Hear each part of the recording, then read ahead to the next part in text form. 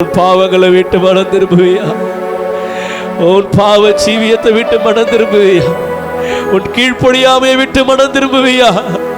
ஆண்டவர் சொல்றார், உன் மீது அன்பு கூர்ந்திருக்கிற மகளே, நான் உன் மீது அன்பு கூர்ந்திருக்கிற மகளே.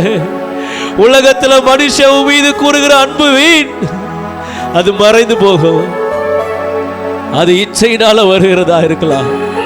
ஆனா ஆண்டவர் சொல்றாரு, நான் உன்னை உருவாக்கின தெய்வம், நான் உன்னை படைத்த ஆண்டவர், எனக்கு உன் மீது முழு ஆசை உண்டு.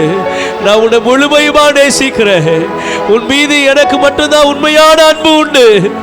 வேற எல்லாருடைய அன்பும் மாயை. மகனே, மகளே, அவர் மீது அன்பு கூற உன் இருதயத்தை ஒப்பு கொடுப்பாயா?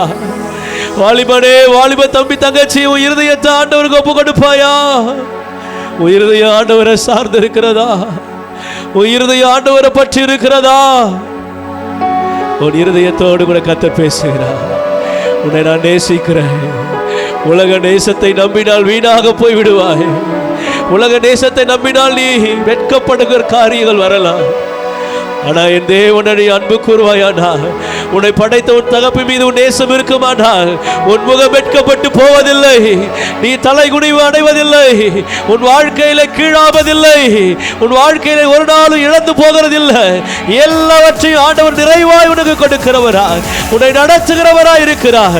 உன் கரத்தை பிடித்தவர் மாறாதவர். அவர் நேற்றும் இன்றும் என்று மாறாதவர்.